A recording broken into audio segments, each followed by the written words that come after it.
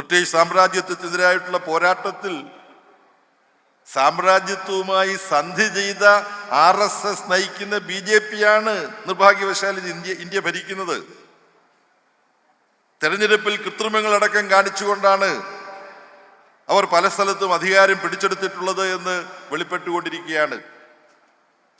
നിങ്ങൾക്കറിയാം, ബീഹാറിലെ പോളിംഗ് 2 ഘട്ടങ്ങളായിട്ട് നടക്കുകയാണ്.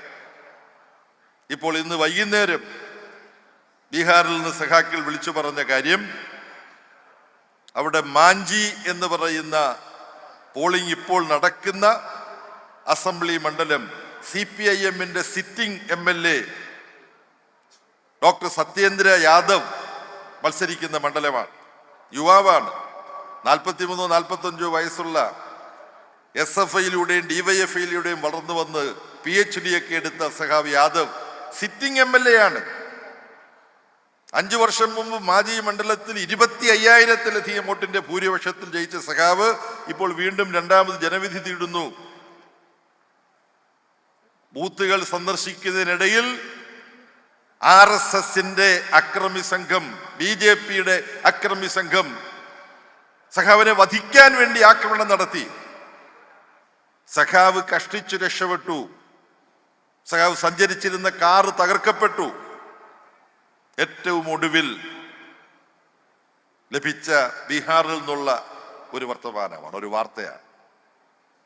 BJPയും നിതീഷ് കുമാറിന്റെ JDUവും യുണൈറ്റഡ് ജനതാദളും തമ്മിലുള്ള കൂട്ടുകെട്ടിന് ബീഹാറിലെ ജനങ്ങളെ ഇളക്കി മറിച്ചുകൊണ്ട് അവിടെ വികസിപ്പിച്ചെടുത്ത മഹാഗഠബന്ധൻ RJDയുടെ നേതൃത്വത്തിലുള്ള തെരഞ്ഞെടുപ്പ്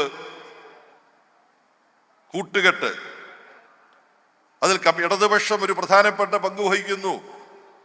CPM-ഉം CPI-യും മാത്രമല്ല, അവിടെ തെരഞ്ഞെടുപ്പ് പോരാട്ടങ്ങളിലൊക്കെ മത്സരിക്കുന്നതിൽ നിന്ന് മാറി നിന്നിരുന്ന ഒരു തീവ്ര കമ്മ്യൂണിസ്റ്റ് വിഭാഗം, അവർ തെരഞ്ഞെടുപ്പ് പോരാട്ടങ്ങളിലടക്കം പങ്കെടുക്കുന്ന ഒരു നിലപാടിലേക്ക് വന്നു. CPI-ML ലിബറേഷൻ എന്ന് പറയുന്ന ദിവാങ്കർ ഭട്ടാചാര്യ നയിക്കുന്ന പാർട്ടി. ഇരു കമ്മ്യൂണിസ്റ്റ് പാർട്ടികളെക്കാൾ കുറച്ചും കൂടെ സ്വാധീനം കൂടുതൽ ഈ CPI-ML-നുണ്ട്. 30 സീറ്റിലാണ് ഈ 3 കമ്മ്യൂണിസ്റ്റ് പാർട്ടികളും കൂടി മത്സരിക്കുന്നത്. 20-6-4 എന്ന അനുപാതത്തിൽ. ബീഹാർ രാഷ്ട്രീയത്തിൽ ഒരു പ്രധാനപ്പെട്ട ഘടകമാണ്.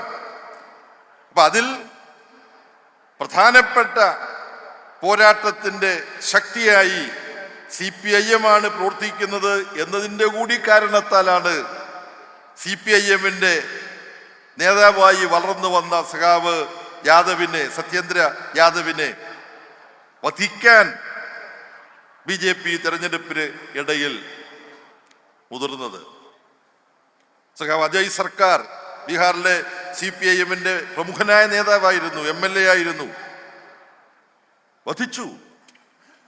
അത്തരത്തിലുള്ള അക്രമ രാഷ്ട്രീയം പ്രബലമായിരിക്കുന്ന ബീഹാറിലടക്കം തൊഴിലാളി വർഗ പ്രസ്ഥാനം, ചെങ്കൊടി പ്രസ്ഥാനം ശക്തി പ്രാപിക്കാൻ ശ്രമിച്ചുകൊണ്ടിരിക്കുമ്പോൾ സഖാവ് AKGയെയും കൃഷ്ണപിള്ളയെയും EMS-നെയും സുർജിത്തിനെയും ജ്യോതിബാസുവിനെയും സുന്ദരയെയും എല്ലാം പോലുള്ള നേതാക്കന്മാർ അവർ വളർത്തിയെടുത്ത ഈ പ്രസ്ഥാനം പാവങ്ങൾക്ക് ആശ്രയിക്കാനുള്ള, ചൂഷിതർക്ക് ആശ്രയിക്കാനുള്ള ഒരേ ഒരു പ്രസ്ഥാനം ഈ ചെങ്കൊടി പ്രസ്ഥാനമാണ് എന്ന് നമുക്ക് മനസ്സിലാക്കാൻ കഴിയും.